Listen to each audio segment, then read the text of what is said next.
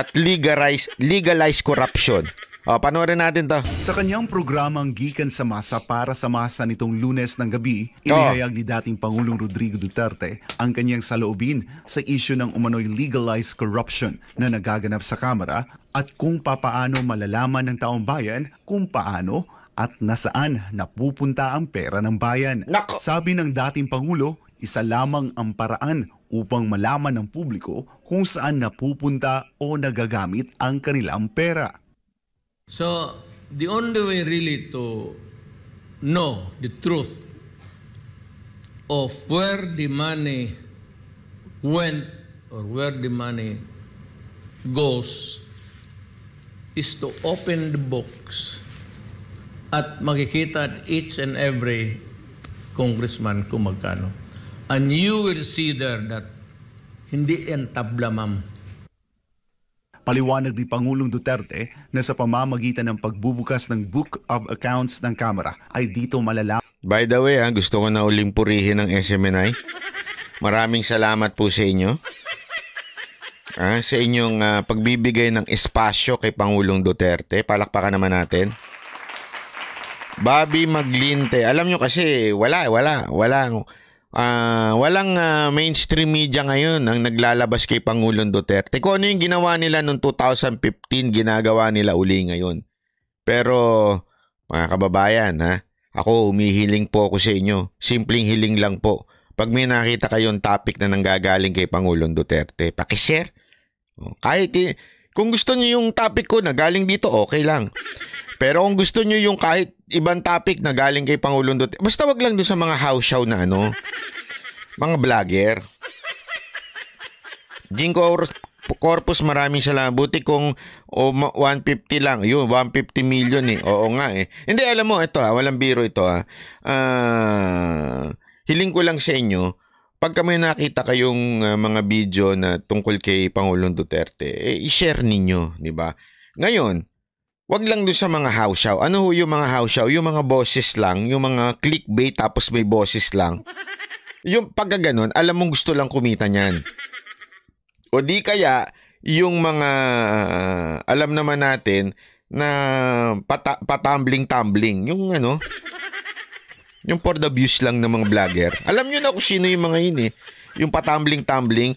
Di ba? Naman ang lifestyle ng mga politiko. Dito rin aniya matutukoy kung sino sa kanila ang tunay na Pilipino at nagpapanggap lamang na isang makabayan. Kaya hamon ni Pangulong Duterte sa publiko na huwag magbayad ng buwis maliban kung bubuksan ng Kamara ang kanilang Book of Accounts. Nakop!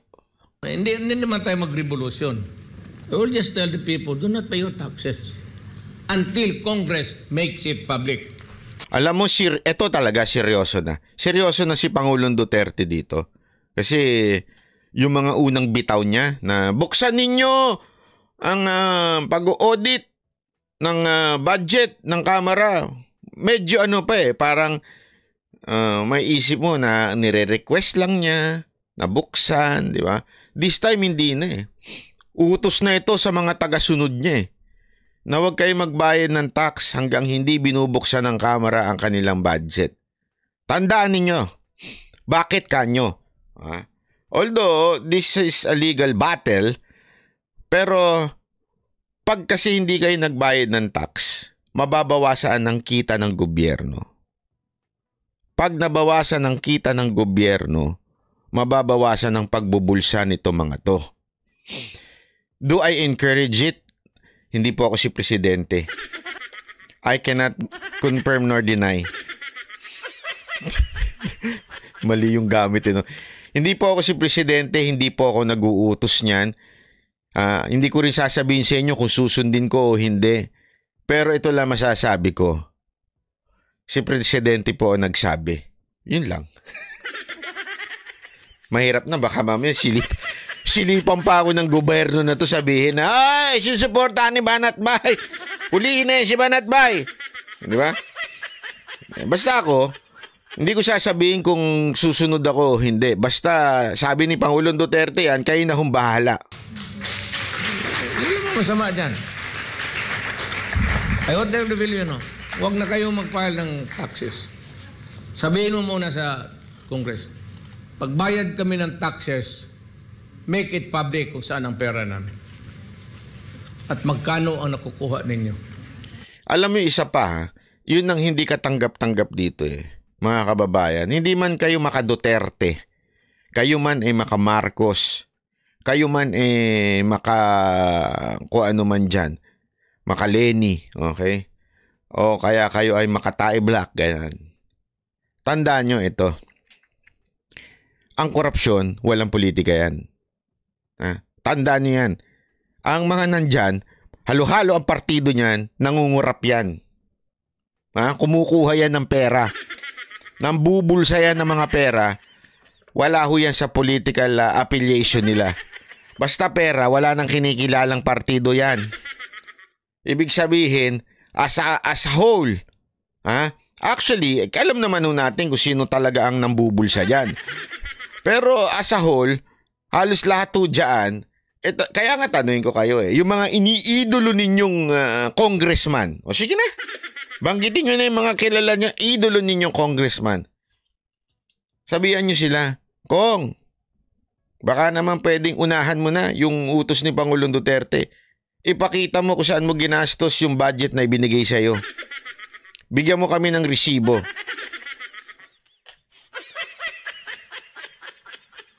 Hindi, yun ang totoo, di ba? Tanong nyo na. O yung mga favorite ninyong congressman, yung mga paborito ninyong congressman, tanungin nyo sila, Sir, saan nyo ba ginastos yung pera na binigay namin sa inyo?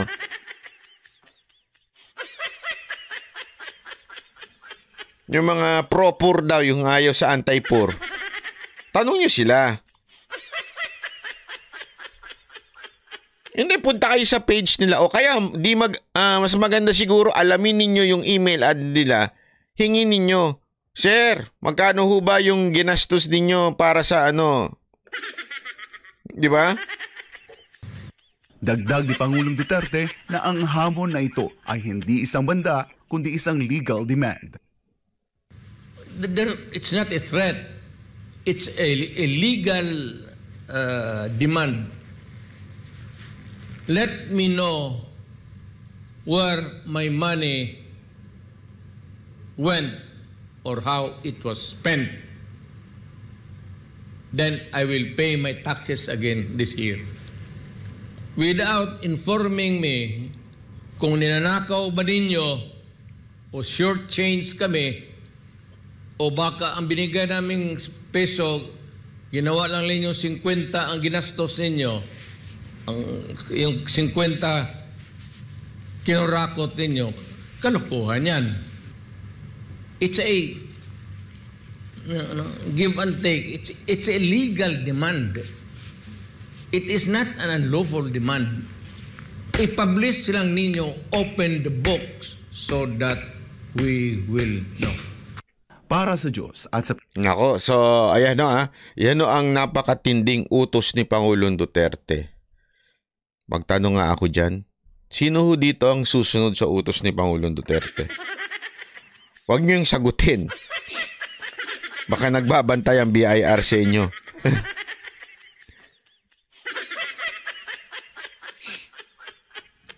Basta yan lang ang lagi nyong tatandaan. Tuwing tayo ay umiiyak sa pagbayad ng tax natin, yung mga mambabatas natin, ginagamit nilang pamamasyal, ginagamit nilang makabili ng mga magagandang sasakyan, ginagamit nila yan para sa iPhone ng mga kabit nila. Diba? Yan, isipin mo, tayo ang dahilan kung bakit sila may parausan. Anong pa? Pangit naman ng lengguwahe mo, Banat Bay. Totoo naman Ano sa tingin nyo, mahal sila? Hindi, tanungin ko kayo. Bakit sa tingin nyo merong mga kabit sa mga yan? Mahal nila yung kabit nila? Nagtuloko nyo naman ako. Parausan lang yan. So, kayo ho ang nagbabayad. Buti pa kayo, nagbabayad. Actually, ang tanong nga dyan, hindi, maliho to yan. I don't encourage. Buti mga sila may parausan, kayo wala. Joke lang po, joke lang. Mantakin mo, kayo nagbabayad ng kondo nila? Nakatira sila sa mga magagandang kondo dahil sa inyo? Di ba? Malamang, karapatan naman ho natin na hingin kung saan ho sila, kung saan nila ginamit, di ba? Pero, sana all. Asawa mo ba makapanood yan?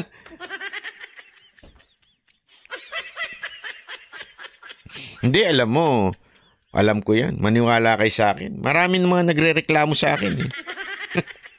Reklamuhan ka na Nagre-reklamo sa iyo yung mga kabit. Oo, nagre-reklamo sa akin. Sabi nyo, banat ba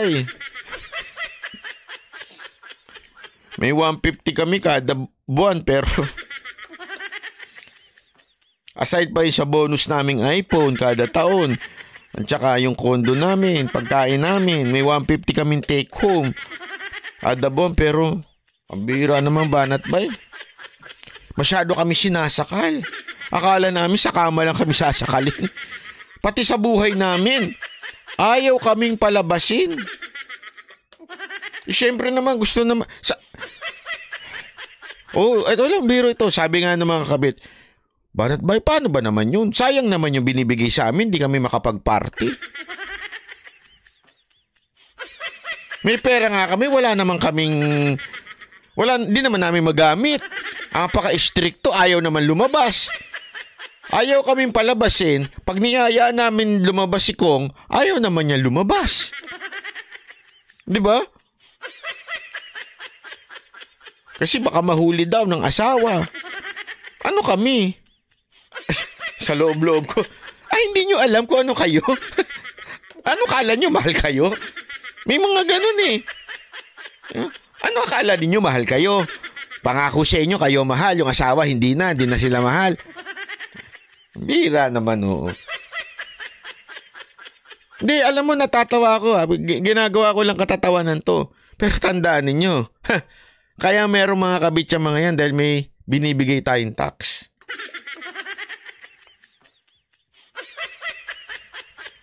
Yan ang katotohanan. Wag ko tayo meron nga, yung isa, nako, ayoko na lang, pero membro ito. Nako, mataas na membro ito. Ng ethics. Ang kapal na muka. Ang kapal na muka. Membro ng ethics.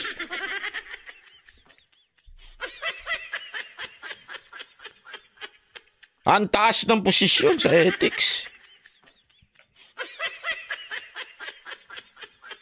Pero yung kanyang anak, yung kanyang inanakan pala, at yung kanyang ginawa, at ang ginawa niya, magkapatid. Kung magaling lang kayo mag-research, makiri-research nyo yan. Lumabas yung video na yan eh. Talagang humihingi sila ng demand kasi mantakin mo, tinalo sila magkapatid.